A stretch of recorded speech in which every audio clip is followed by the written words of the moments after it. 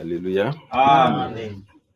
Sope topesi bino mbote na kombo oyo eleki bule kombo na kolo na biso Yesu Kristo. Amen.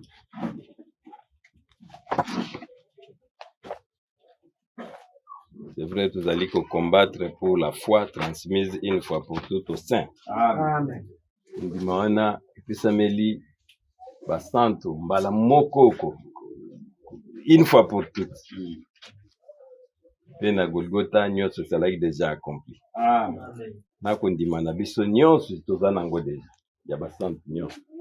Kolo assis déjà à pourvoir. De l'autre kosolola sur comment puis-je vaincre. Ngai na kolonga ndenge nini. Amen. Amen. Parce que tozali na marche, tozali na yango etumba ezali makasi. Bible bete moyini azali korode comme un lion rugissant. Azali korode. Kutalaka nani, lokola nkosi ya kokanga nani.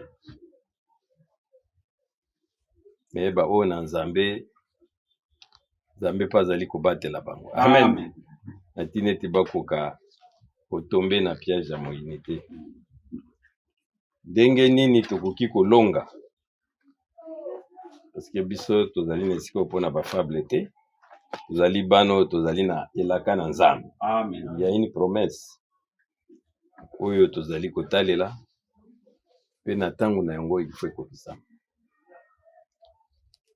Tokozongela solitaire le temps na Apocalypse chapitre 12 na verset 11. C'est pas un de katangeli biso wana.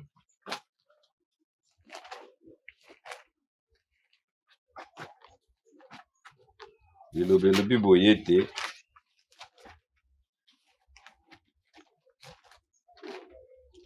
Apocalypse chapitre 12 na verset 11. Nos frères ont emporté la victoire. Bandeko na biso bango balongaki sur lui. Do balongaki ye. Wana ye nani moyini. Amen. Amen. Amen. Yenda zomi ba problème nyos. Ba détresse, ba souci, tout ça. Balongaki ye. Grâce au sang de l'agneau. Bango bazalaki kolonga ye kotalelaka makila we sopanaki na mpata mwana mpata pesaki na Golgotha. Amen. Et à la parole dont ils ont témoigné. Pe na lilobo e bango batatolaki. Amen. Amen. Il y a des choses pour na kolonga. Ezana nzela makila, c'est-à-dire moko apesaki bomoi na ye ezalaki Yesu Kristo. Pour na ko racheter yo.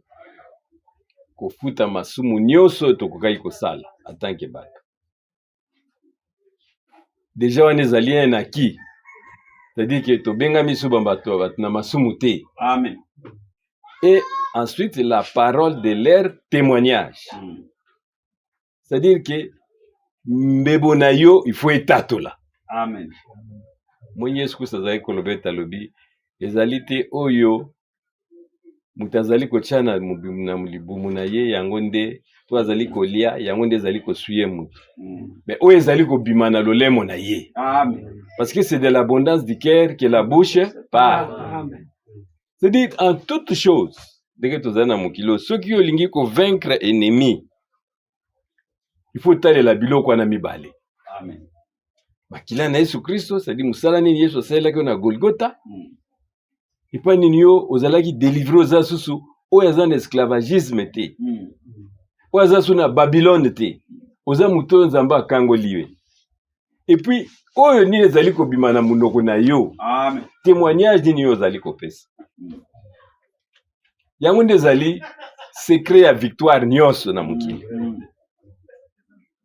C'est-à-dire en dehors na musala oyo osali na Nzambe asalelaki yo yo ozotatola. Mozotatola nini?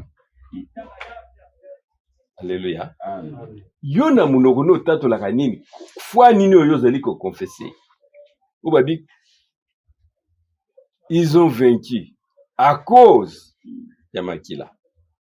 Et puis à cause ya litatoli ezobima na munoko na yo. C'est-à-dire mutu nyonso tu il faut tatola. Et pas yo vandi. Amen. Pone elonga ezala. Amen. Oyo esali musala Yesu asala wana ekulusu, c'est normal, faut ndima yango. Ki yo zali libre. Mais maintenant témoignage na yo. Wa Yesu Kristo alobaki te vous serez mes témoins. Dans Mukanda Isaïe chapitre 66. Isaïe 66 na verset 2.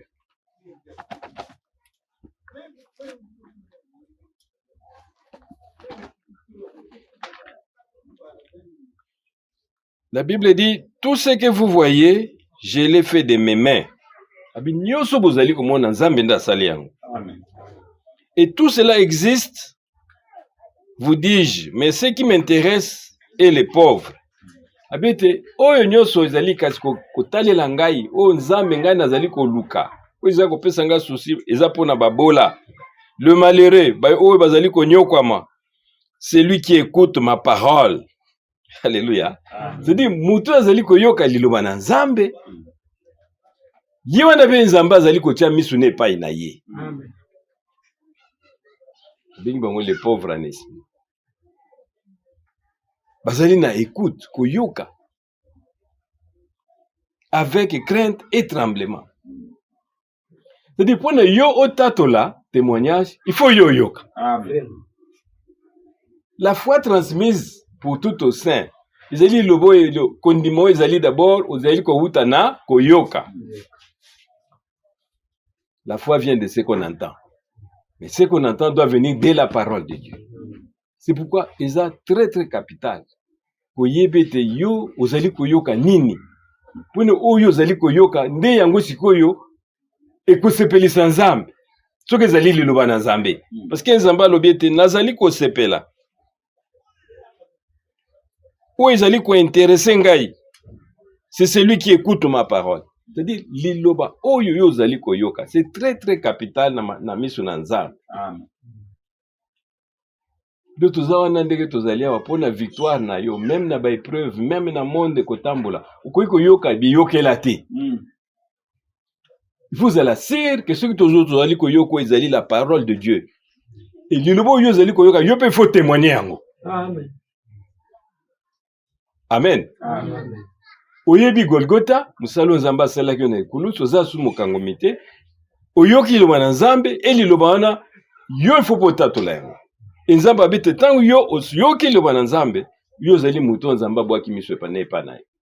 Il s'intéresse à toi maintenant. Il veille sur toi. Amen. Iloka ngai koloba na biso wana. Na mukanda ya 1 Pierre, la chapitre 5, verset 5 à 7. Posa na biso koyi toyebete okovaincre ndenge nini. Secret ya victoire. Bebi bakondimeza na ndenge. Bamisu baza kovaincre na makambo pe ebele. Na ndenge ya mulili. Baza na mona kondima te les atemi bazolonga. Même bakuka lobaki amen. Kolo ndenge ni le méchant triomphe du juste. Gravité. Bazo triompher te, mais mon juste vivra par la foi. Amen. Mais oyanga boyenge ben akoibika akolonga nzela ya kondi. Mipono yo ndima, il faut liloba na nzambe. Epesa mela yo. Né Pierre chapitre 5, à partir du verset 5, la Bible dit, de même, jeunes gens, soyez soumis à ceux qui sont plus âgés que vous. Babete bilenge. Awa ko ba bilenge na ndenge ya molimo. Bomi kitisa na ba oyoyo, baza déjà ba koli na nzela ilo. Et vous tous revêtez-vous d'humilité dans vos rapports les uns avec les autres. Alléluia.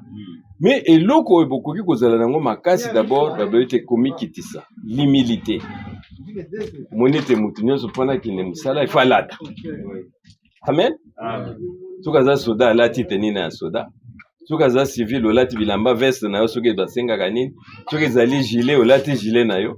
Mais balobeti revêtez-vous de l'humilité. De loko ya liboso. O bazo senga biso tozala na komi kitisa. Kolakisa te ke yo yebi. Tokomona ngo les deux écoles de pensée. Alléluia. Babite oyo bazali bampaka na katikati na liba na nzambe bino bozali nanu bilenge bokoka kozala na komikitisa. Mais biso nyonso ndenge pe tozali awa il faut tozala revêtir, c'est-à-dire soki tokolata elamba ngo ezali oyo ya komikitisa. Toza bato bazali humble. Pa bato batombwami. Ete Abraham na ibandi babi c'était un père élevé. C'est-à-dire mutuna lolendo. Yo nzamba longola même kombo wana tiango kombo Abraham, père de multitudes. Puis kombo wana elandana kina oya komaki. Alléluia. Amen. Bite revêtez-vous. Tokumilati sa oyo ezali d'abord komikitisa. Tipona yo kailuba na nzambe, koya na penser na ote. Yaka nanu omivandi oyoki ososoli mikitisa mpe nzambe akotombola ona ta. Il dit revêtez-vous d'humilité dans vos rapports les uns avec les autres, car l'Écriture déclare Dieu s'oppose aux orgueilleux po te nzambe atelemelaka ba oyo bazali komimatisa mais il traite les humbles avec bonté. Kato bazali komikitisa nzambe babete asalaka na bango na bolamu na ye. Parce que ceux qui ont telemeli nzambe yebete diable akokitisa yo. Parce que diable akokosala eloko ya pamba te. Apeso gloire ti okufuta. Akoki kopesa yo mati metanga koya kozwa yo oko regretter. Parce que lui n'est pas bon. Voilà. Mais balobete soki yo mikitise pa ina nzambe pona ko sosola nzambe wana autant marquer nzambe akopesa yo bolamu na ye. Courbez-vous donc sous la main puissante de Dieu afin qu'il vous élève au moment qu'il a fixé. Amen. Bomikitisa na oetali nguya na nzambe oba oyebisa biso ndenge tokoki kotambola na bokonzi na nzambe pona ntango na ye nzambe akotombola yo. Amen. Mikitisa ososola iloba na nzambe bien po elilomba liwana ntango yo kotémoigner we kozala une victoire vis-à-vis na yo. Golgotha oyebi yango vite ya nkolo na ngai asalelaki ngai kokosa mena pona kotatula kozala presete mikitisa oyeba vraiment iloba na nzambe malamu. La Bible dit déchargez-vous sur lui de tous vos soucis car lui-même prend soin de vous. Amen. Ba souci na bino nyonso totika mwana makolo na Yesu Christ. Mona Golgotha a étendre maboko na lobiete tout est accompli. Amen. Venez à moi vous tous qui êtes chargés et je vous donnerai des repos. Yo bosana nanu ba o ezali problème na yo. Mais yo lukana nu loba na nzambe. Amen. O problème na yo tikela ngo na nzambe. Amen. Amen. Commencez ça ba recherche pono yo tango kotatula koyeba Yesu Kristo komonete ça sera une victoire na bomo ina. Parce que ba épreuve ezali ebele ndeko monaka na mokili oyo. To ba l'action vina yo tamu susu boye. Koyi kuvanda makamusu se komela yo yebi yango te. Mais nzamba épargné. Amen. Amen. Si tu as poison, mais la réaction exacte. C'est Dieu qui protège. Amen. Il prend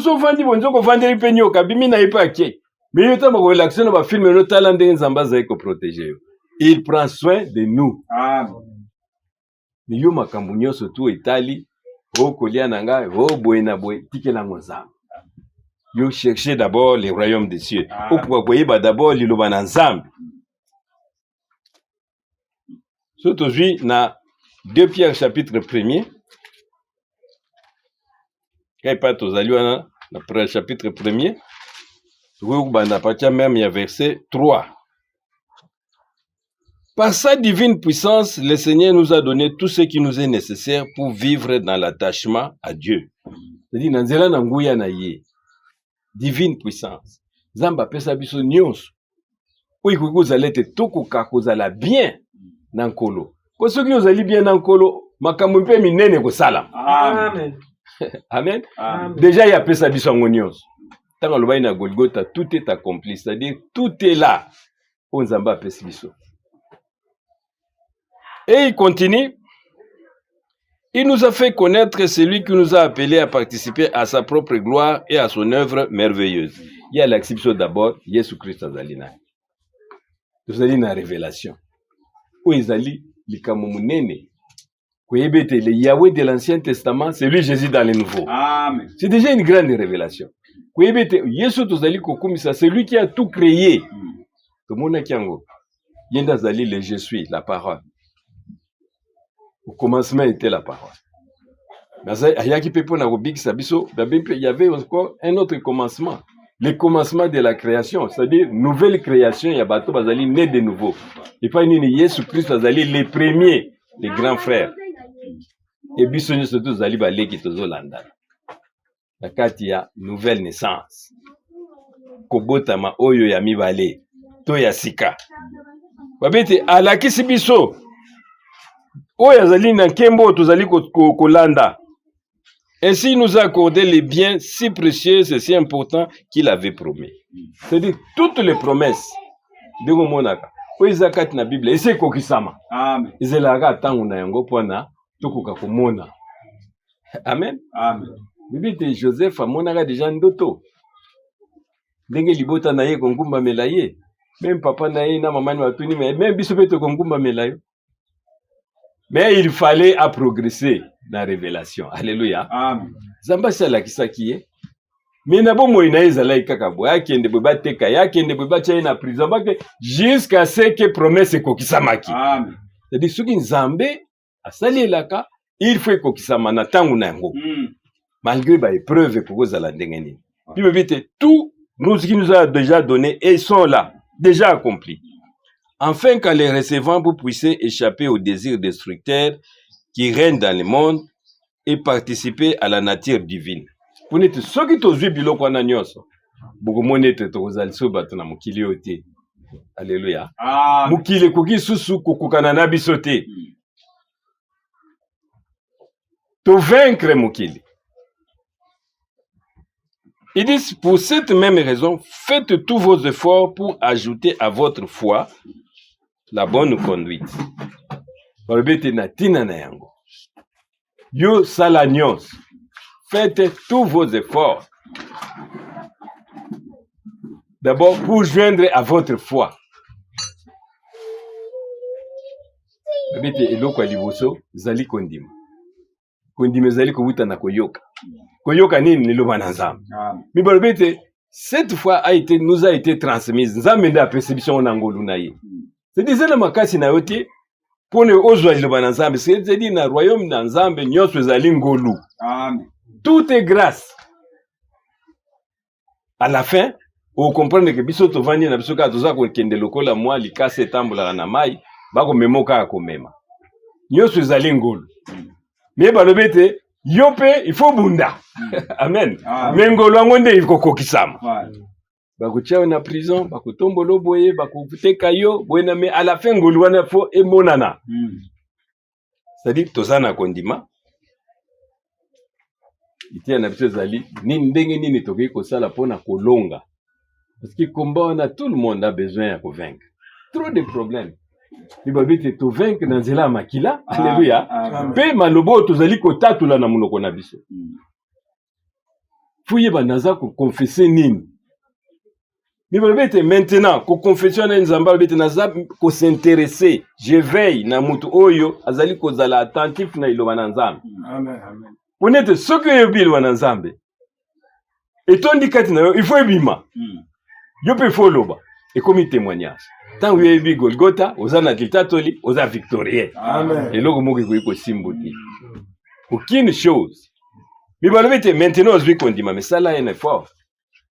Vous avez ajouté d'abord la vertu. La vertu, c'est l'ingouya. Vous avez dit, moi, je suis na malade ya makila. Tant que simba qui l'a maïs, une vertu est sortie. C'est-à-dire, c'était une puissance. Amen. Mais tu peux fabriquer puissance, tu peux fabriquer un monde. Yongo moneke na ba mangomba mikibe ya misuso yo ya batu bazana ba foi moko fabriquer. Parce que ça kondimo ya solo ezali, kondimo pe ba fabriquer ezali, pe ko batu bazangi kondima bazaba bengi bango ba ate. Amen. Bandima kana bango te. Bandima kana bango te nzamba zali. Mais ba fabriquer pe foi na bango moni mususu bake ko luka biluka luka. Moni tanga usimbe boyo kwei yo zoka ntsa boy na boy nzoka mwa puissance moka ke ko luka ya ndenge ya mulili kipa ba idingwe ba kena boy na boy bazwa mwa biloko mwangu ya wana me yo ko balobete yo ko fabriquer te ekoya. Amen. Me pone ya yo senga ngoka ipa na nzambe. Amen. Amen. Me faut yebete na ko senga nino bi kolo so pesinga kondima. Le fait que zo yo ka iloba na nzambe c'est déjà la foi. Ajouter à la foi la vertu. La vertu, yo faut senga pa na nzambe. Seigneur pesanga nguya. Abatangi les 7 vertus. Kolo pesangai simanguya pesanga connaissance. Si ma connaissance pesangai la patience. Si ma la patience la tempérance la piété bonzambe. Si manango affection fraternelle. Naïba pendenga koninga baninga. Et à la fin l'amour divin. Bonzambe, bolingo na nzambe. Habite kuna na lola eloko mso ezate nya que l'amour parfait. Amen. Mais yo ko fabriquer te. Donc tout tozali koloba yo senga ngolu na nzambe. Amen. C'est pourquoi moni Moïse eluka lobaki na nzambe nini kolo soko na trouver grâce devant yo. Voilà. La kisanga banzela na yo. Amen. C'est-à-dire nzambe nda ko lakse banzela. Yiba bite soyez humble na misu na nzambe. Zala oyo azali vraiment komikitisa. Na tangu na ye akotombola yo. Amen. Parce que tuzana itumba. Senga nzambe apesa kondima, apesi yo kondima, pesenga nzambe, pesenga inguya, pesenga ikoboyebi, tout il faut demander à Dieu, tout. Et puis le but, tout ce que vous avez demandé, sachez que vous l'avez déjà reçu. Amen. Bosi bojango. Kanisa ka tamso ya kobondela nzambe, nzambe laksanga liloba na nzambe, tia komema yo soko za oyayi. Oyeba liloba. Sans effort. Mais maintenant tokoyeba liloba na nzambe zali ko uta na isika nini. Alléluia. Ndenge ni nzambe, faut yeba pe histoire. Atamboli asololi ndenge nini. Pona ko sosolete o ezali liloba réellement ya nzambe. Dans Apocalypse chapitre 1er na verset 12. Apocalypse chapitre 1er na verset 12. Balobi, je me retournais pour voir qui me parlait. Wana ngai na tam na balola ki misu na kokakoyeba nani azali koloba nanga. Alors je vis 7 lampes d'or, au milieu d'elles se tenait un être semblable à un homme. Il portait une robe qui lui descendait jusqu'aux pieds et une ceinture et d'or autour de la taille. Ses cheveux étaient blancs comme de la laine ou comme de la neige et ses yeux flamboyants comme le feu. Ses pieds brillaient comme des bronzes polis purifiés autour et sa voix résonnait comme de grandes chutes d'eau. Il tenait 7 étoiles dans sa main droite. Alléluia. Amen. Awa na ila Patmos, tangu Paul, Pierre, Jean, a tourné à eu, a tala, nananga za kopesa yemba ndimbola. Nananga zo pese ba révélation. Nananga zo loba na ye. Amoni mutu moka za kotambola. Mais où au milieu de 7 chandeliers d'or. Ba chandelier ezali ba minda. Alléluia. Amen. Ba minda mone zalaka. Mwinda me bachango neti ba bougie 7. C'est ça les chandeliers. Azo tambola na katikati ya ba 7 chandeliers d'or. Ayotala c'était Jésus-Christ. Puis asimbi 7 étoiles na maboko na ye. Alléluia. Amen. C'est-à-dire, le mystère au monde ya lingomba na biso etamboli dans les 7 âges de l'église. Donc, 7 étoiles, c'est-à-dire 7 messagers aux zamba utilisés. Dans liboko na ye yanguya. Sokozui, par exemple, na Apocalypse chapitre 2, na Apocalypse chapitre 3. Okomonete, ba pesi biso bandimola ya mangomba nyoso tout. Ba commis les messages à l'église d'Éphèse. Écrit à l'ange de l'église d'Éphèse. Apocalypse chapitre 1er, verset 1er. Écrit à l'ange de l'église d'Éphèse. C'est-à-dire, na époque, zalaki na moto nzamba, zalaki kotombola, pona kolakisa baninga iliwa na zamba. Et na âge ya Éphèse, oya zalaki motinda mezalaki Paul. Yenda zalaki na lingomba ya liboso alobete na tche comme fondement. C'était Paul. Ondi batindaki na lingombo ya bapagane. Parmi ba étoiles nzamba simaki na maboko na ye. C'est-à-dire sont des messagers. Mais ba message wana nkolo azako tambola ye moko na chandelier na parmi les 7 lampes oza na kati. Mais mwinda liboso babaki motinda mi ya lingomba ya liboso ezalaki Paul. Ye banda la 0, c'est-à-dire quand Jésus Christ akufaki asali na balance 70 alai kaka Paul ndemta azalaki umema liloba na nzambe. O bato nyonso bakutanaki na Paul, bakutanaki na pure parole. Amen. Alléluia. Amen. Il faut d'abord toyeba liloba na nzambe ezali koya ndenge nini. Écrit à l'ange de l'église d'Éphèse. Mais comment on a soko zali kotanga wana na kati wana na église wana ba vainqueur bazali ba oyo bayokaki liloba. Voilà. Oyo ba longaki, c'est-à-dire ba vainqueur ya âge wana ya Éphèse.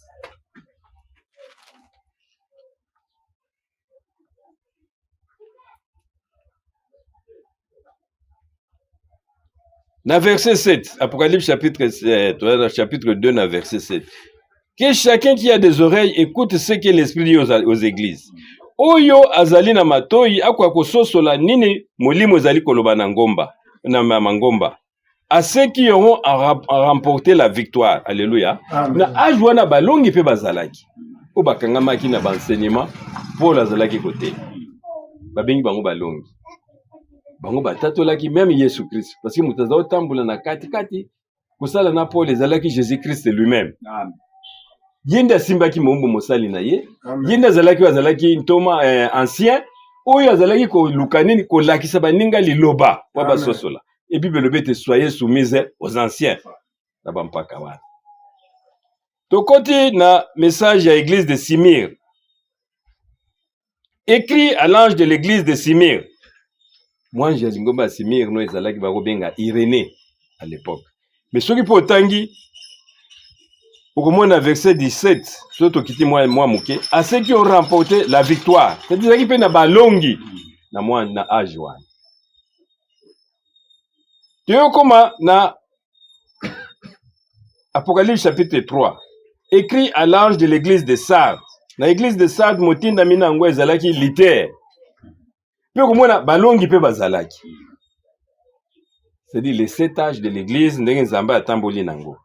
À l'église de Philadelphie, voilà tout ça dans Apocalypse 3 na verset 7, écrit à l'ange de l'église de Philadelphie.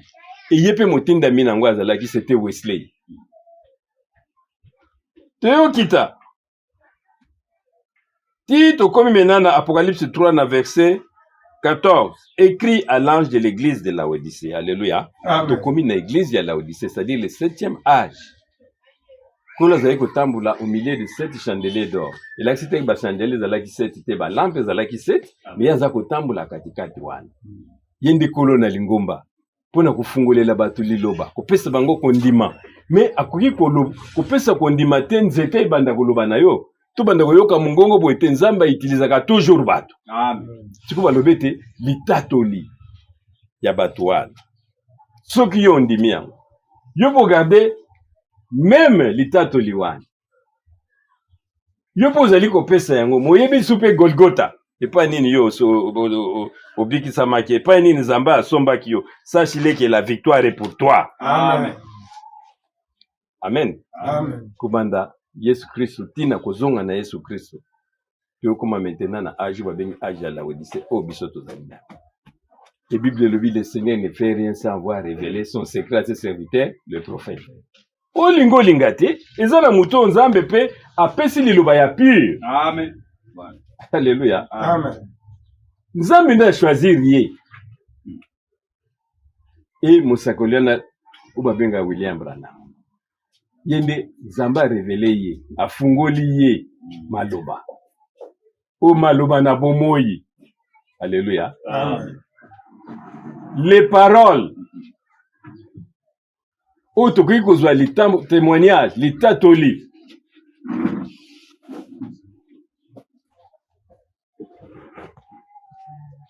Dans Apocalypse chapitre 3, dans verset 13. La Bible dit que chacun, s'il a des oreilles, écoute bien ce que l'Esprit dit aux églises. Alléluia. Oyo azali na matoi, akoka koyoka, oyo nini, molimo ezali koloba na mangomba. Les 7 âges de l'église. Âge na âge zana motinda mina. C'est-à-dire, litato biso tokoki ko témoigner, Zamba pesi biso na nzela ya mombo mosali na ye. C'était le 11 juin 1933. Promesse est déjà dans la Bible, je vous enverrai lire les prophètes. Le 11 juin 1933, ayoki mungongo ils ont baptisé na miswabat. Kula lobi na yeke. De même que Jean-Baptiste a été envoyé comme précurseur de ma première venue, qui a envoyé avec un message. Utinem na sango moko, oye ko préparer boyeyi ya yanga ya mibali. Tokoki ko kende côté mususu te. C'est ça la parole des témoignages. Litato lio biso tokoki kozwa.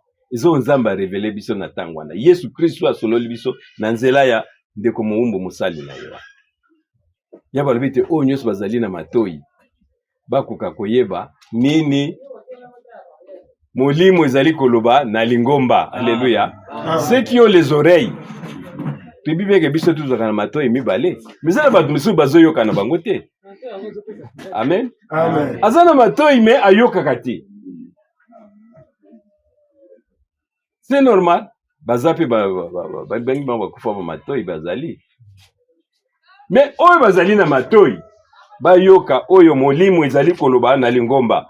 Po yango nde kosala eloko oyo ezala force kati na yo. Tango yo yoki, po ezali teke nzambe azali kosolola na batwana omoni na ibandeli bakomi écrit à l'ange, bakomi limwange. Mais na suka balobi balongi bazali. Balongi bango nani o bayambili loba wana. Amen. Mais na suka balobi te ezali batwana te. Mais ezali nde molimo nde ezali koloba na lingomba. Amen. Amen. Amen. Ceux qui ont les oreilles écoutent. Problème na biso toyeba ndenge nini tokoki kolonga. Mutu ali na posa alonga. Soko oyebi makambo ezala na musala na yo ezala na nyonso tu na vi nyonso kotambola okozala un homme victorieux. Amen. Parce que nzamba azali na yo elongo. Parce que bato oyo basololi na ndenge na bango te. Mais la Bible dit que poussé par l'Esprit de Dieu nde basololi. Na 2 Pierre, chapitre 1er, na verset 21. 2 Pierre, chapitre 1er, na verset 21.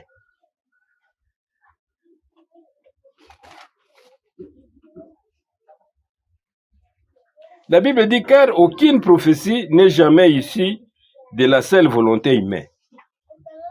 Lila kisi, euti na makasi na mutute.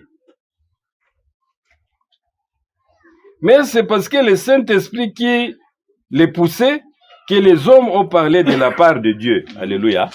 Bato yo ezalaki nde nzambe nde atindiki bango a poussé bango bakuka koloba ko ute pa inayi. Parce que son nzamba choisir yo olingo linga tato kimi ndenge nini bako utiliser yo kaka. Amen. Webi ndenge Jonas akimaki aboyi na yeme yazalaki yo nzamba pona. Jusqu'à ce que akukiseki mokano na nzambe. Babete poussé par le Saint-Esprit. Voilà ndenge ni tokoki koyamba d'abord liloba na nzambe. Liloba na nzambe ezali kowuta na nzela ya bato ye amoko atindi. Amen. Bitia na biso ezali comment puis-je vaincre. Alléluia. Na kolonga ndenge nini. Babete balongi na nzela makila. Misalo nzamba salemo na Golgotha. Alléluia. Pe na liloba ya litatoli, la parole de témoignage. Yozo tatola nini. Pono yo tatola il faut okoka koyeba liloba na nzambe. Amen. Yeba bete mikitisa. Koya na bayaka na nzambe te, dejoza na ba penser na yo. Te. Omoni bato akala pona nini bakokaki Yesu Kristo. Jésus Christ te. Bazaki déjà na ba penser na bango bien préparé. Voilà. Baby c'est soko tie 1 + 1 = 2. Tant yo ko tia ye 4 - 2 aza bloqué. Azoyi bateke c'est toujours 2. Amen. Amen. C'est-à-dire, balakisa indengwana. Nakuta ina mécanicien moko boya lozolo bananga non, ba préfet clé à eto. Kabi no, clé à eto te ba clé à métaux. Habité nga maître nanga lobi kombo nango eto. Aza bloqué. Amen. Amen. Ya bloqué ka oyo machine na ye lobaki wana. Yango ya kangami nango ko yiko changer te. Puis aujourd'hui, dans Jean chapitre 6, dans verset 52, tout le monde a un peu deux enseignements. Pourquoi Batbakuka est sur la Jésus Christ? Jean chapitre 6, tout le monde dit à partir du verset 50.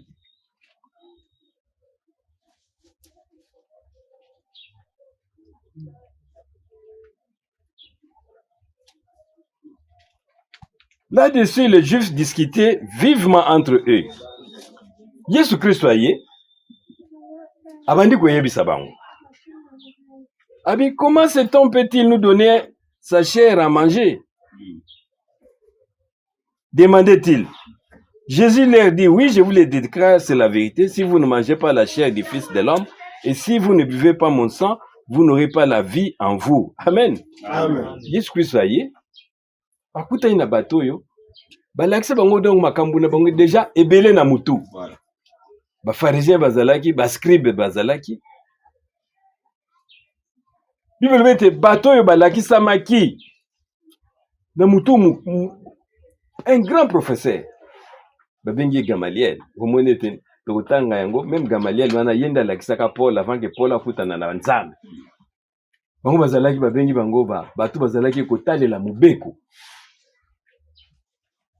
Amen. Amen. Sokotangi na Deutéronome chapitre 12 na verset 23 Nzambe nda alobaki na bato ke bokolia makila te. Oyi makila ezalaki pona ozwi makila na yo pona ko sopa yango. Eki kuswat ko asperger pona masumu eleka me ko elongwa me ko meka kolia makila te. Pona te na kati ya makila bomo yezali. C'était la loi. Bazalaki nango na raison. Voilà. Aujourd'hui, tout le monde a rapport à Deutéronome 12, verset 23. Amen. Deutéronome chapitre 12, verset 23. Toutefois, évitez rigoureusement de consommer le sang de l'animal. Amen. Amen. Or, le sang est porteur de vie. Ne consommez pas donc pas l'élément vital en même temps que la viande. C'est-à-dire ce que vous avez dit, yo. Zwa makila longo la boka ngona se. Ukui kolia makila. Biba mona Yesu Christ la ye. Alobi na bango soki bolembo meli makila na ngai te. Pe bolé musuni na ngai te bozana par na ngai te. Batali oh su nanyo. Voilà. Amen. Amen. Un enseignement contradictoire. C'est-à-dire bango déjà baki na réponse na bango déjà soko lobika makila ko meka kututé. O tolia mela makila. Et maintenant, balobi, dans verset 52, là-dessus, les Juifs discutaient vivement entre eux. Babandi ko silika. Bitan Yesu Kristo ayaki, batu balanda ki babanena no 12. Si ma 12 baye 70, si ma 70 baye mais fou le belé. Mais maintenant il y a komi ko lobana bango maintenant ils allaient qui contraire na loi. Jésus leur dit oui, albina mo iyo ezali ya solo soki bolé musuni na ngai te. Pe bomeli makila na ngai te bokoyi kozala na bomoi te oyo akolia musuni na ngai pe akomela makila na ngai yenda za na bomoi na seko elekeli bango. Amen. Amen. Amen. So botango komona maintenant na verset 66 dès lors beaucoup de ses disciples se retirèrent et cessèrent d'aller avec lui. C'est-à-dire maintenant ba disciples belé bazalaki na ye. O bandai kolala babi muto toko landeli sudi. Voilà. Amen. Amen. Enseignement komi makasi. Voilà. Biso to yekoli na mubeko. Okosi makila te. Yalo bana biso to mela makila na ye. Ibazai ko ibate contexte nini. Mutu na nzamba zai ko ba likambwa. Amen. Amen. Mundi Yesu Kristo itanga bota mi balobete pe kimya bakati na mukili. Pe esengo na bato nzambe agréé. Mais quelque part, balobete Yesu abi na yeko cha kimyate. Non. Na yepe ko kabola tata na mwana. Amen. Amen. Na ye mena na mupanga na ye longo na ye na kimyate. Ekozala nini papa na mwana bakoyoka na te. Mwasi na mobali bakoyoka na te na tina na ye Yesu Christ. Amen. L'incrédulité n'arrête point Dieu. Amen. Le salut est individuel. Amen. Mwasi alinga te yokende liboso. Amen. Mwana alinga te. Il faut y na contexte nini Yesu alobi. Tanga lobete na botami esengo na bato nzamba agréé. Amen. Côté musa lobete na ye komema kimia na bao bazali musika na bao bazali pembeni. Ezalaki faut koyeba contexte nini kola zalaki koloba. Amen. Mais bato bazalaki déjà préparé. Voilà. Pour bon oyo atangisaki bango soko zwi par exemple dans Acte chapitre 22. Acte 22 na verset 3. Paul a d'autres pesa litato linaye. Paul a yalobi ete je suis né juif ni à Tarsis, à Tars en Cilicie. J'ai été élevé à Jérusalem. J'ai eu comme maître Gamaliel. Alléluia. Amen. Abete ngai Paul bozomono yo. Ngape nazali moyuda. Mutalakisa biso do Gamaliel wana zalaki tokoloba loko anedi pro. Donc docteur de la loi. Oh ya lobby, emne na ba campus zalaka ba nini mususu ki. Professeur moko ndazali konzi na yango. Oh ya lobby baninga atofu balanda. Et c'était à l'époque Gamaliel qui m'a appris à connaître exactement la loi. Alléluia. Amen. Alakisa qui est mubeko. Na mubeko na komeka ko simba makilate. Et yazalaki soko zana mubeko te wazai ko bungisa batu, c'était Paul. Parce que bazaki enseigné na un grand pharisien Gamaliel. Professeur Munene. Alakisa exactement. Mais tant que kutanaki na nzembo, na nzambe alobete, je n'ai plus consulté la chair. Alléluia. Amen. Na monaki Gamaliel ayebe lokote. Amen. Amen. Abite natalaki su non. Babosani kaka na kati ya mubeko wana elobaki na Deutéronome 18:15. Kola lobaki te na kotindela bino mosakoli. Amen. Amen. Oyo akozala lokola Moïse. Pe boko yoka ye na manso ya koloba. Amen. Deutéronome chapitre 18 na verset 15. Bango moko babosani ke basengaki mosakoli wana. Deutéronome chapitre 18 na verset 15. Amen. Il vous enverra un prophète comme moi. Wana Moïse azoyebisa bango. Na tango ngo akotindela bino mosakoli moko lokola ngai. Amen. Amen. Vous écouterez ce qu'il vous dira. C'est-à-dire, oyo nyusu mosakoli wana koloba. Bino bokoyoka yango. Bino fubo ndima yango. Parce que azali kosolola déjà na tina na Yesu Christ. Alléluia. Amen. Ce que dit dans Acte chapitre 3 na verset 22. Acte chapitre 3. Na verset 22. Bao solola na tina ya mosakoli wana. Acte chapitre 3 na verset 22. Moïse a dit en effet, babete wana Moshe alobaki ya solo. Le Seigneur votre Dieu vous enverra un prophète comme moi. Amen. Amen. Kolo agotinda mosakoli moko lokola ngai.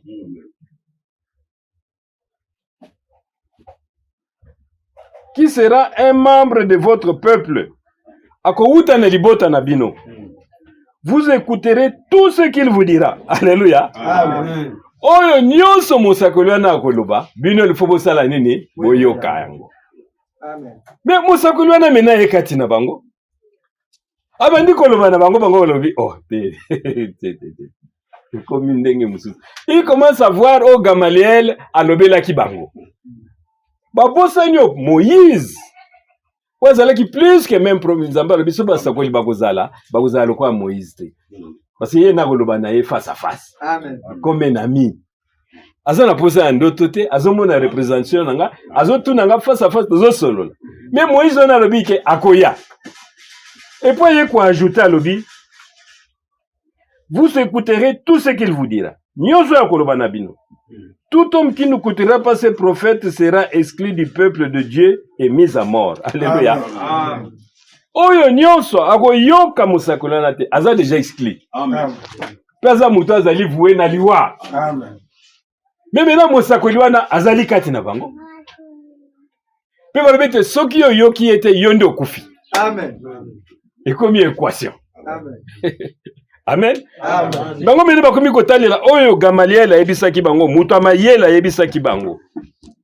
Mi bazoi bate mena tango ya zalaki kosolola, contexte nini ya zalaki kosolola na yango. Amen. Na Jean chapitre 8, na verset 31.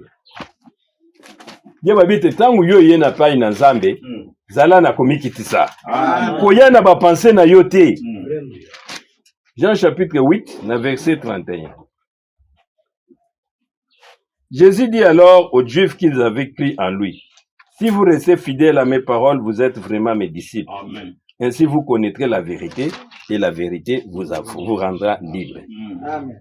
Abete, ce qui vraiment, bino boyebi, bukanga minanga, bukoyeba solo, Amen. pe solo eko la bino. Amen. Ah, babani mena raisonnement. Il lui répondit, nous sommes les enfants d'Abraham. Babi keba, biso tu na Abraham. Et nous n'avons jamais été esclaves de personne. Comment beaucoup lobete, yo kokoloba na biso, toko koma libre. Et comme équation. Aye koloba lobi, si le fils vous libère, vous serez alors vraiment libre. Là, on a verset 36. Je sais que vous êtes descendant d'Abraham, mais vous cherchez à me faire mourir parce que vous refusez mes paroles. Maintenant, bino bolobi te bozali bakitane ya Abraham. Mais bozali koluka koboma ngai pona bozo sosola maloba na ngai te. C'est-à-dire que tangu yo yepa na Nzambe koyana ba penser na yo te. Oyo yo kaki ndenge balobi na yo. Mais sikoyo muto balobaki te il faut boyoka yazala ikati na bango. Amen. Ya lobi ba. A continuer bango na lisolo soko tangi aye koloba na bango alobi te.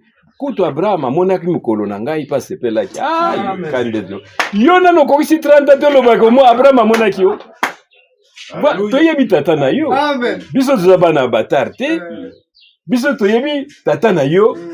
Oh, écoute, aboti azondi maga tata na yo. Nous ne sommes pas des enfants illégitimes.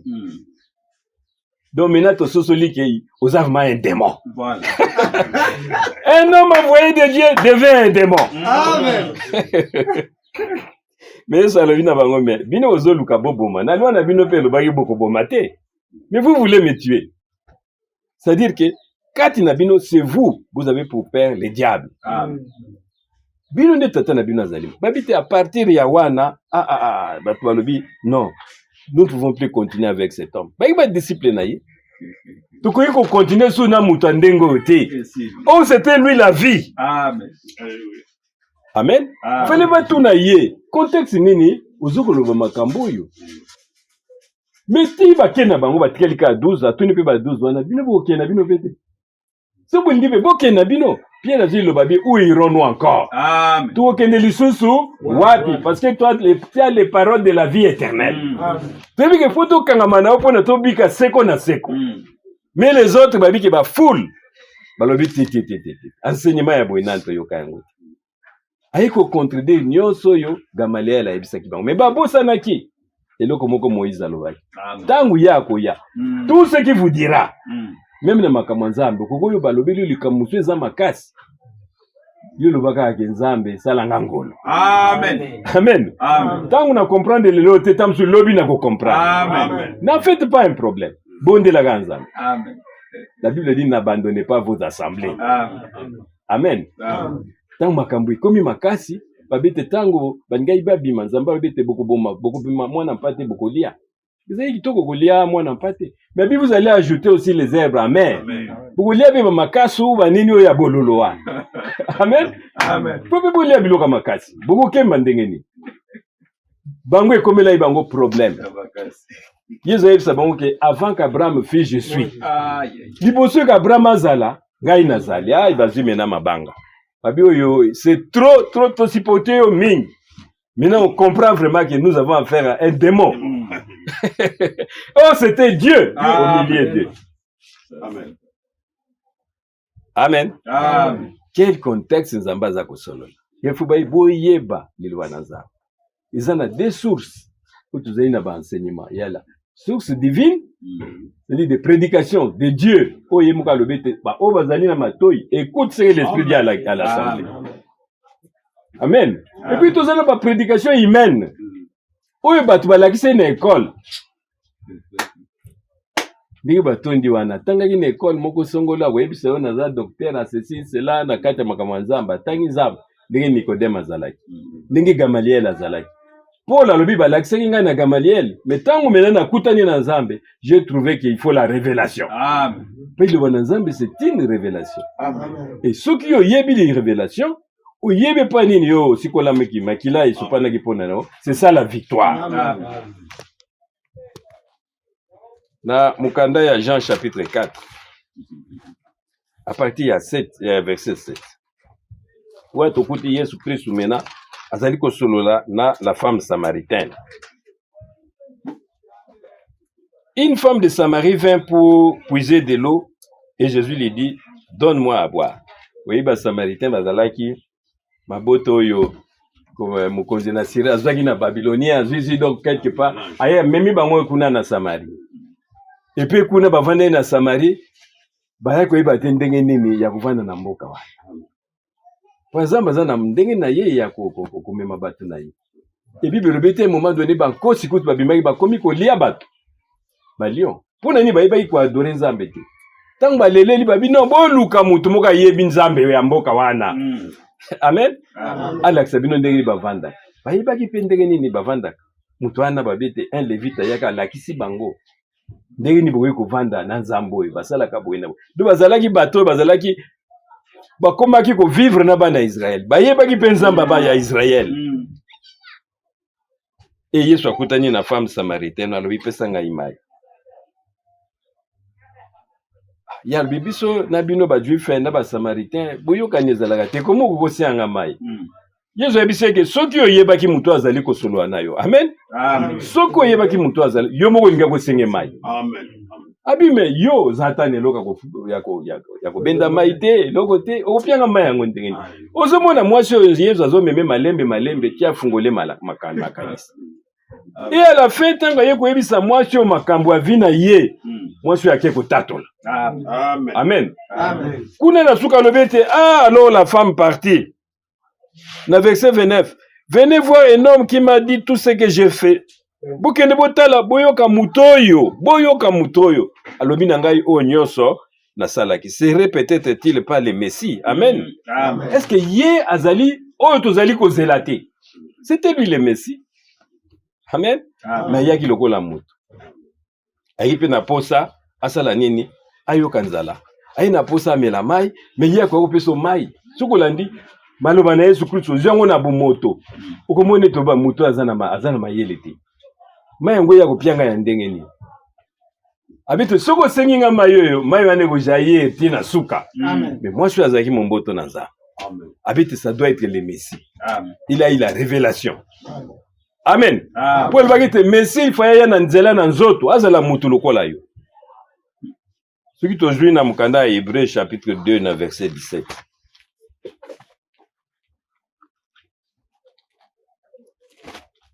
Baebelo chapitre 2 na verset 17 la Bible dit c'est pourquoi il devait devenir en tout semblable à ses frères afin d'être leur grand prêtre, plein de bonté et de fidélité au service de Dieu, pour assurer le pardon des péchés du peuple. Amen. Et maintenant, il peut secourir ceux qui sont tentés, parce qu'il a passé lui-même par la tentation et la souffrance. Ayaki lokola mutu. Natine te akoka ko vivre, ko expérimenter makambo nyonso biso tokokai ko vivre. Soki kotonga batonga kie, soki kofinga bafinga kie, soki azanga yi musala azanga. Donc tout il a vécu. Natine te azala oyo ya ko supporter yo. Alléluia. Tant yo yi epanda ye muta ko supporter nya que Jésus-Christ. Amen. Il était le véritable Messie. Mwana mwasi asotoli ete oyo vraiment azali Messie.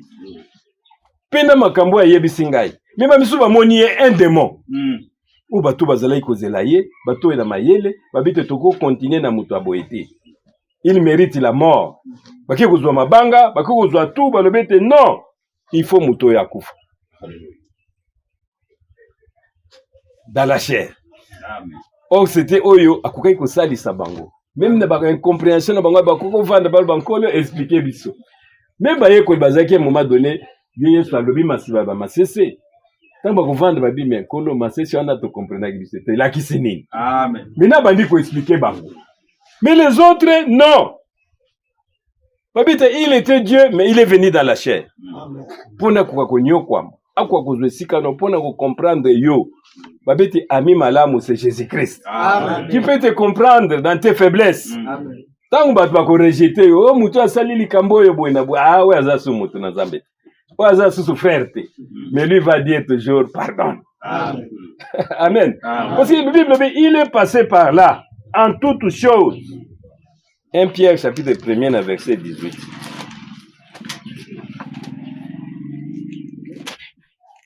Un Pierre, chapitre 1er, verset 18.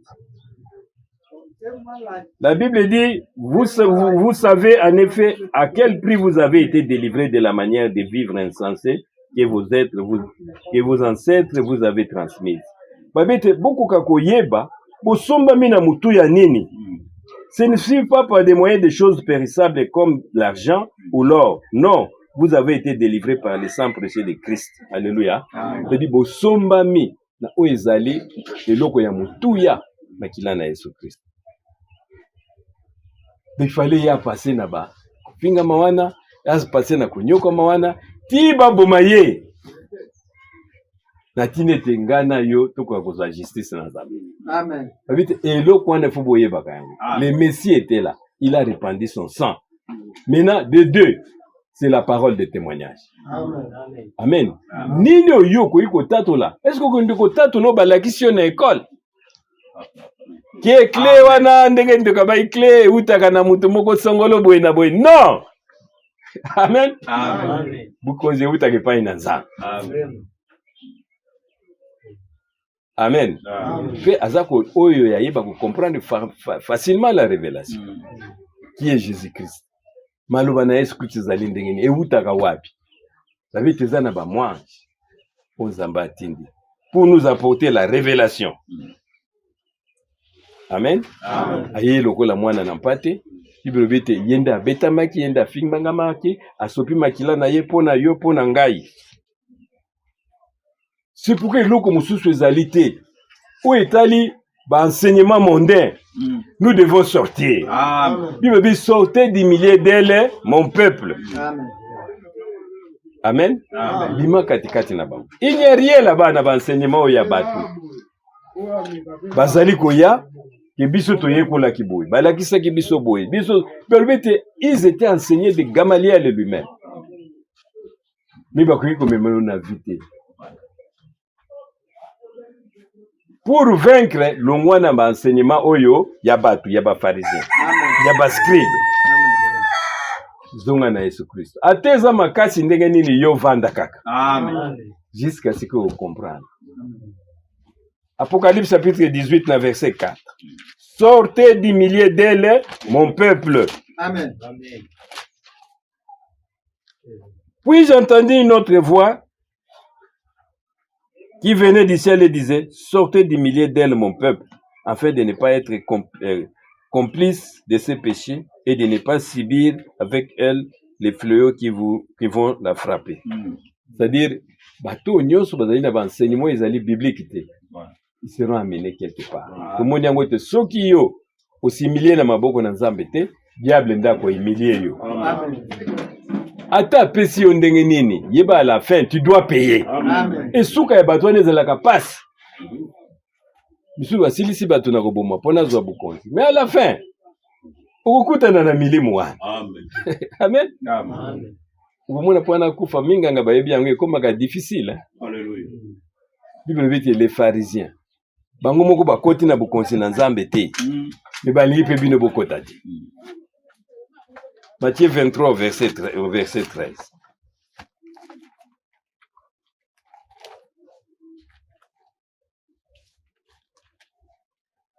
Abi, malheur à vous, maîtres de la loi et pharisiens hypocrites. Vous fermez la porte du royaume des cieux devant les hommes. Vous n'y entrez pas vous-même et vous ne laissez pas entrer ceux qui les désirent. Alléluia. Amen. Des pharisiens aveugles.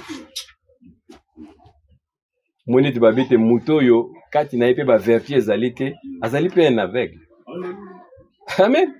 C'est-à-dire sima ya kondima bonde la Nzamba peso nguya, bonde la Nzamba peso connaissance, bonde do biso to bonde la ga Nzambe, Nzambe nda apesa. Mais ko zala ndenge nini? Mame Marie ezala ki loko moko za comprendre te. Babi se Marie yo ko bota. Moi j'ai loko ayebisa ki ngwana. Abi na ko zala na ko bota ndepo nga na za moseka na ebite. Babi te le Saint-Esprit viendra sur toi. Amen. Makamuna Nzambe, c'est toujours l'esprit qui vient. Même si que maintenant nous sommes en train de traiter sur ce qui est spirituel. Amen. Amen. Amen. Faut tika ba enseignement oyo ya pembeni, ya pembe ya pambala pambala. Nous devrons monter maintenant à la connaissance de la vérité. Koyeba Nzambe wana. E Nzambe simana ye. Kumimoni sa katikati na biso lokole mamoni sa makepa ya mwana mwasi oyo koyebete yenda zali le Messie. Abete tika mangomba ya pambala pambala. Tika koyoka di n'importe quoi. Pour vaincre, tu dois avoir la parole. Amen. Kisi mususu ezalité. bima na enseignement o na batu. Sortez du milieu d'elle, mon peuple. C'est ce que l'écriture dit. Ngai na koyamba bino. Amen. Amen. Parce que tout le monde dit coach wana azali koluka. Azali kuganga. Le diable il est comme un lion rugissant. Cherchant à qui dévorer. Et ça il tombe. Mais pour nous convaincre eux, Bible bipete Yesu Christ azali nkosi. Amen. Yé pas azali lion. Mais Yesu que lion, véritable lion a gangi batu nyonso tu bavandi kimia. Wana Salomon asalaki ndako na ye alobi ete nkolo na bondeli yo epai nyonso bato na nga bakozala so baza na problème batourne elongi na bango na ndako wana. Amen. So basalaki mabe yo limbisa. Partout bakozala ata baza baesclave mais toki bakanisi nzambe na bango batourne encore misu na temple nga na sali. Dieu de cieux toi tu pardonnes. Pesa bango eya. Yo moni te Jonas même na misu na kati na libumu ya poisson. Tant moni ya mbisi, tango ekomaki ndongo. Asalaki tout soka asalaki ta forme ni na luka kaka position ya Jérusalem ko. Amen. Amen. Tango belelaki nzambe. Bite nzambe abisaki mbisi kende ko bimisa. Amen. Amen. Biso twali destiné à la vie. Amen. Et loko moko ko kosala biso ya mabe ezalité. La Bible dit aucune chose ne sera vous nuire. Munda na mukanda Apocalypse babete tango na bani na Apocalypse 12 na verset 5. Le fils mâle abotamaki babete dragon azai pembeni pona kwa kozwaye. Mais kokai kozwaye te ya bomaye impossible parce que le fils mâle est destiné à être enlevé. Amen. Amen. Zamba za na destin na yo asalela biso. Ke mutu akoki ko déranger yango azalité. Tu vas chercher d'abord le royaume. Luka d'abord bukonzi na nzambe. Et le reste vous sera accordé. Luka d'abord bukonzi na nzambe. Oyebi Golgotha, c'est bien. Mais maintenant la parole du témoignage. Et nzamba le bete pone te yokuka kozala. Oyo vraiment ya ye. Il faut simano koyoka kondima kozana kondima to bondela. Nous devons prier que Dieu ajoute à notre foi la vertu. Amen. Puissance, fueza. Lingombe gotika la kavwe. Te babi ba croyant nde to la ka tuzana mbongo ebele na shaki. Mais tozo kende kozwango te. Amen. Amen. Puis ndenge ko tirer te, babi nzamba pesa biso déjà tout. Mais au moins batu bazana mbongo te, bango nde bazoke no remplir ba faux chèque ba ko kendaka, ba pesa ka bango te. Isuko kele ba ngenge ko luka, mususu boye na boye babi seulement toi. Constate bonde langolo na nzambe. Amen. Moïse alobaki eloko mutu te nkolo soki na moni grâce na misu na yo fungolela ngai nzela na yo. Nkolo soki na moni grâce na misu na yo pesa ngai nguya na yo. Pesa ngai connaissance. Demandez, il vous sera accordé. Amen. Amen. Mais tika na enseignement nyonso ya mokili wana. Onga nazwaka libatisi na kombo ya tata mwana molimo santo wana nde bakomaki na Bible ekutu boye te. Venez à Jésus-Christ. Amen. Yoko ya koloba na yo. Voilà. Joël Baptiste na kombo na kono na biso Yesu Christ. Amen. Bongisa bomo ino na nzambe. Yesu kotengo kotatola la même parole. Webete oui na somba mina we ezali le plus cher makila na Yesu Christ. Ngape na tatoli liloba wana tu es un homme victorieux. Amen. Victoire eza su ndenge muso akolokwa ya kozwa victoire eza te. Sino okende koluka na ndenge ya biluka luka. Ta musu bakopesa yango peme suka na ngweza. Amen. Amen. Omu batu musu bakoma maboma boina boy kwende koluka oyoyo na ndenge ya mokili. Conséquence nango ezali. Alléluia. Amen. Mais luka lisungi na yo te pa na nzala. Comment puis-je vaincre? Na ko vaincre soki seulement. Na yebi pa nini. Na prix yo nga na somba maki.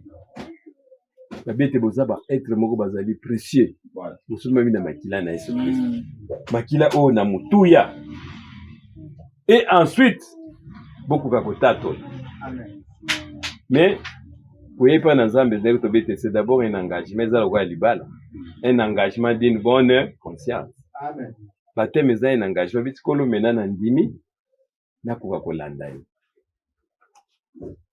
ozili batisi na yo na premier pas ozo continuer kaka koyoka liloba e liloba wana tozoyeba epai nini tozwi yango Nzambe atamboli na ngomba na ye sambo ye moko atamboli mpona kofungola liloba e apesi biso to liloba na ntango na suka. Amen.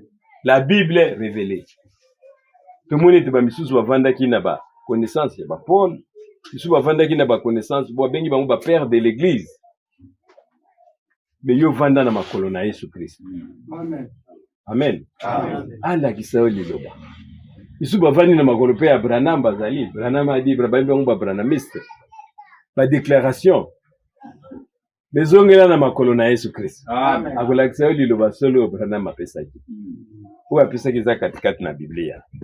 Amen. Amen. Na kolonga ndenge nini mwana mwasi na katatoli na moni Messi oyo na nzela na elobi ko ezali ake kotatola Yesu Kristo bino pe boya boyoka muto ya lobeninga makambo ya kobombama. Amen. Amen. Amen. Amenez les âmes en Christ, ceux qui yo qui vraiment les loba. Yo pe yaga invité. So o invité bato bakoboya te. Alléluia. Amen. Akoboya te. Ngana invité i trésor, ye wana zalia. Na be bien peut na koyana yo kalibana. Mutaboya kazati. Invité. Témoigner. Tatola. Babiti na nzela kondimano wana bondela penzamba pesa nguya. Amen. Kasi kala mingi te ba promesse nyonso tutikaki mana tamuke. Tala batu ndenge babiki pratiquement soko tali Jean-Baptiste ateyaki tamusuka 6 mois. Ye Yesu Kristo aye. Batamuki babio Yesu Kristo ateyaki 3 ans. Te soko tali kat na Bible ateyaki au moins 2 ans. Amen. Amen. Aujourd'hui, frère Branham a été pratiquement 33 ans. Tia Kufa. Yozo frère Franck Bandi côté depuis 1962, pratiquement sikoyo 60 ans. Yamatea. Amen. Amen. Désolé wate. Wana juste ta nzamba bengiye. Parle avec nzambe parle avec na je t'enverrai au loin. Amen. Amen. Nzambe nda ba ina kotinda yo na maki. Attends, déjà dans 170 pays. Tout qui est frère Benjamin, tout cela qui n'a pas quand il fait ma photo. To yoka qui n'a pas été nabiso. Qui réellement c'était un homme envoyé de Dieu. Amen. Mais à côté de le banini, oh le prophète apprécié. 60 ans dira. Donc maintenant, tu commis vraiment tout près na retour na Jésus Christ. Mais tu vas aller étonner comment ba promesse zoko kisamate. Non, toutes les promesses ba izali wana. Amen. Et ça déjà wana. Mais ça c'est la biso maintenant toi aligné penser na biso na penser na nza. Tamsu nzamba ozelaka mutu asuko ya kokota, tamsu eza John, tamsu ezali Sokoro, tamsu ezali oya suka soka koti makambo sili. Amen. Obite Nzambe aza ko tarder te na ba promesse na ye. Mais il lise de patience. Telaka nde bazaya ko loboko Yesu ayaki na 1963. Na 1963 na tamu susu biso tuzana na bambula na misu ko babota miti. Amen. Sulinga osuka wa. Azako zela pe biso to botama. Amen. Biso pe to yeba ilobo yo, pone to za la partisan ya liloba wana. Amen. Is de patience. Yo ko loba te ke o non e umeli te. Tamu suba ko zela yo. Pone te tangu yo kokota boato ekangam. Makambo eba. C'est pourquoi tu connais Nzambe yo do yebiba o na yo. Benga bango baya. Amen. Amen. Lingoma na Nzambe bakomona ete c'est une multitude. Ba oyo solo bakangami na ba enseignants surtout ya mokili. Mais l'église ya na ba enseignement Gamaliel bakobima. Amen. La Bible dit ils vont sortir, sortez du milieu d'elle. Biso to koloba yango ngongo ane za kokende. Kobimisa bango bazonga. Dans Philippiens chapitre 2. Philippiens chapitre 2, dans verset 1 à 11.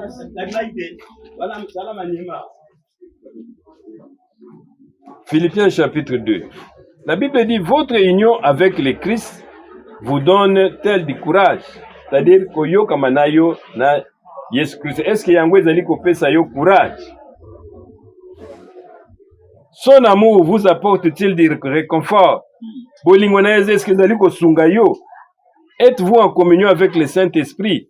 Yo zana boyoka nina molimo santo. Avez-vous de l'affection et de la bonté les uns pour les autres? Est-ce que bino na bino bolingani? Alors rendez-moi parfaitement heureux en vous mettant d'accord, en ayant un même amour, en étant unis de cœur et d'intention. Ne vous faites rien par esprit de rivalité. Bomi wela nate. Ou par désir inutile de briller. Tomogo na moka lukao na leki muninga. Mais avec humilité, considérez les autres comme supérieurs à vous-même. Amen. Vous la bateau bazali na komiki tisandeke tomona kiango. Revêtez-vous de l'humilité. Il faut être bandaki d'abord. Kuna lobete bomi latisa. Veste na biso zala na bateau bazali komikitisa. Amen. Amen. Amen. Soko zali na komikitisa to endo kote ya mutu ndenge ni. Okufandi sende ino pesa ta verre mongo ya mai pano banda kote ya yi. Alléluia. Amen. Commencez par nous humilier. Et la Bible dit, considérez les autres comme supérieurs à vous-même. Que personne recherche son propre intérêt, mais que chacun de vous pense à celui des autres. Moko na moko aluka intérêt na iti. Waba kulakisa biso oyo ba qualité photo zala na yango. C'est-à-dire tozala ba qualité tozala ki Christ azala ki na yango. Dans Galates chapitre 2 na verset 20, la Bible dit Christ en vous, l'espérance de la gloire. C'est-à-dire que la vie de Christ doit être notre vie. Amen. Mais yo ko forcer yango te. Soki yo tangi biloko lobete nkolo yo salisa ngai nakoka kozala lokola yo. Babita la mwana ya botamika sikoyo azolobete ya zali mwana nza. Ya le bina bango si vous avez appelé les dieux, c'est à qui la parole de Dieu est venue. C'est-à-dire muto ya yambilo bana nzambe akomi pe nzamba muke. Amen. Et pourquoi bolingo bomanga pona lobina binonga na zali nzamba? Oh, réellement, il était Dieu. Et Moïse a le baguette boko yoka yena nyonso ya koloba. Amen. Alobete bozala habillé dans l'humilité. Humilité zana miboma nanu yomoko. Longola nanu nyonso tu yakala. Comportez-vous entre vous comme on les fait, on connaît comme des gens qui connaissent Christ. Il possédait depuis toujours les conditions divines, mais il n'a pas voulu demeurer de force légale à Dieu. Amen. Amen. Yazala kinzambe. Mais aninga kite komikiti sakiti ba mona lokola mutu pamba. Aninga ikutu ba kuka koyeba teke yazali nzambe. Et comment kete yake na Golgotha, la bite nkolo tikete volonté na salam. Amen. Cherchez à ce que la volonté de Dieu et kwa kosalama kati na biso, kati na moko na moko. Au verset 7, au contraire, il a de lui-même renoncé à tout ce qu'il avait et il a pris la condition de serviteur. Il est devenu homme parmi les hommes. Il a été reconnu comme homme. Il a choisi de vivre dans l'humilité et s'est montré obéissant jusqu'à la mort sur une croix. Amen. Amen. Amen. Amikitisi. Tia kukakukufa kuna na ekulusi. Babite oyeza la paix likia pona biso. Amen. Amen. Oui babingi espérance ozozele loko. Vous en allez likunzi na yo, c'est-à-dire que muto ya simbi yango c'est ça espérance. Azana mutu moko boye ya makasi. Mais Bible dit Abraham n'avait personne. Il espérait contre toute espérance. Amen. C'est-à-dire il ne regardait qu'à l'invisible. Ils ont la batumsu bazali atana mutako simba ya azati. Oh, la famille azata na mutu moko ko yiko intervenir pour na azati. Mais likunzi na ye c'est Jésus-Christ. Amen. Babite c'était ça la foi d'Abraham. Asa une espérance qui na mutu moko boyelikia. Non, c'est Christ qui était son espérance. Amen. Amen. Amen. Dans Colossiens 27 babite Christ doit être votre espérance. Amen. Et likia na bine fils à la Christ. Mutu na mutango promettre yope a réaliser na. Azape mutu. Agoba frère lobi yaka na koza akomi kuna boya zi problème ko lekal suso yayo. Tangu yako ya bandi ko mone mabe. Mais a prometaki ngai ndenge na sali boye. Maza mutu. Mais quand Dieu promet, il réalise. Amen. La Bible dit toutes les promesses sont oui et amen en Jésus-Christ. Amen. C'est-à-dire vouloir ou pas, oh l'union soit promettre biso, il doit mais en son temps. aprometaki eli le prophète ye Amen. aprometaki akoya okufa mpo na biso bible bi ayaki asopi makila akufi Amen. me bao bazalaki mayele koleka baki eza na position na bango moye bakutana na Yesu Kristo ezalaki. Amen. Revêtez-vous de l'humilité. Amen. Mikufa d'abord yo moko bible bete eye maintenant ba qualité ezalaki na Jésus Christ ye azalaki nzambe mangai bamone lokwa nzambe. Amen. Il s'est humilié amikitisi jusqu'à la mort à la croix. Animi pe baboma ye mpona kosikola yo mpona kosikola ngai. Amen. Il continue, c'est pourquoi Dieu l'a élevé à la plus haute place. Amen. Et lui a donné le nom supérieur à tout autre nom. Amen. Alléluia. Amen. Tangu yoko mikitisa na maboko na nzambe bilu bete nzambe akotombola yo akopesa oyo nyonso ezali parfait. Amen. Tu auras l'amour parfait en toi. Omibosani nano pona yo. Yo moni oza na nzala me ozosambela po nzambe pesa frère bwalo bilo. Amen. Amen. Mais c'était ça. Amen. Bible dit quand Job pria pour les autres, Voilà. Dieu l'a restauré. Amen. Amen. Job azaki azako nyokoma. Balobi na efinga kutu nzambe okufa na yo.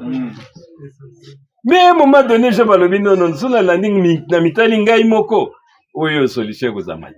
Ngaza na pasi mena banda kobondela pona baninga. Amen. Mais tala nanu yo moko lika. Ngana zangi me nzambe pesa frère François. Amen. Minga moko nazana wa nzambe pesa frère Benjamin. Amen. Et à ce moment libonde la Bible met nzambe abi o mutu ndenge nini. Il a restauré. Amen. Abite il a eu le double. Na onyo suto azangai.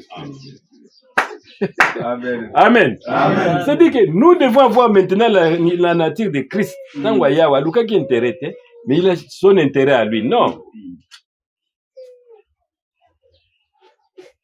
Amen. Amen. Mais ça luka intérêt na biso ya yo na ngai. O bazali bakangami, o bato bafukamba fingami tutu na boye na ko libérer bango.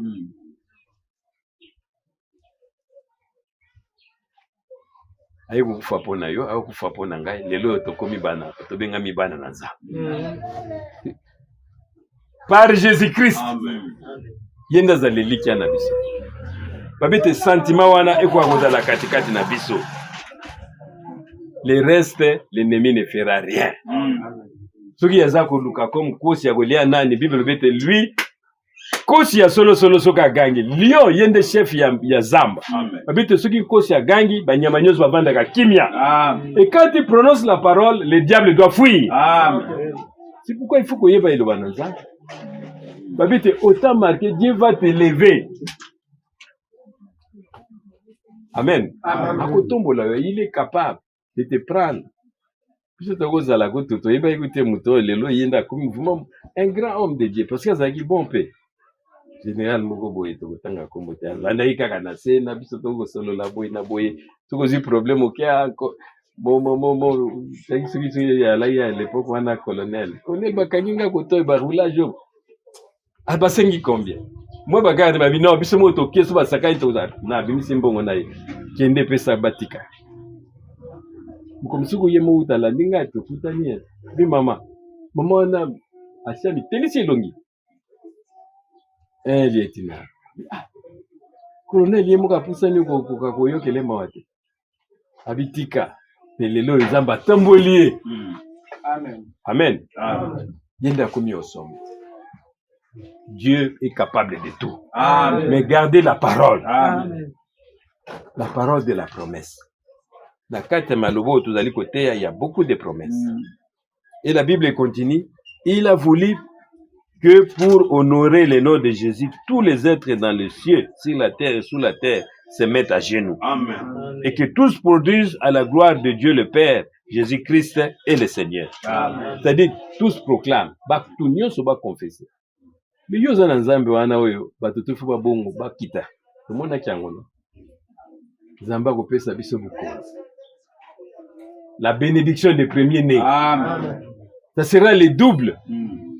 Ce qui t'attend dans le lupango moko okopesa lupango mibale na mwana liboso yenda zali makasi na yo. Et nous sommes dans l'héritage des premiers nés. Amen. Amen. Abite bemba qualité wana ikozala kati na bino okende ko fabriquer yango te. Demandez seulement au Seigneur. il vous l'accordera. Amen. Amen. Amen. Et tous allons toujours connectés. Moni le sous basolo biso en profondeur, c'est la foi transmise une fois pour toutes au sein. Et ça qu'on dit moi basi ba pesa ba santu nyos. Amen. C'est l'élection. Vous êtes connecté, vous avez ba téléphone na bino, beaucoup na YouTube, toujours mercredi, jeudi, samedi, dimanche, l'homme de Dieu parle. On n'a pas ça mutu na Zambe. Zambe nda frère Franck de 2 avril 1962, je t'enverrai. Keba tuni mutu Nzamba lobi na ye na tindi yo. Amen. Amen. Faut faire attention. Kula lobi oyo koyamba nani atindi oyambe Nzamba. Amen. Mais muto Nzamba atindi yaloba maloba na Nzamba. Amen. Auti abiso maloba musute o William Branham ateyaki. Qui est dans la Bible. Alléluia. Amen. Que Dieu vous bénisse. Amen. Dans le nom de Jésus-Christ. Amen.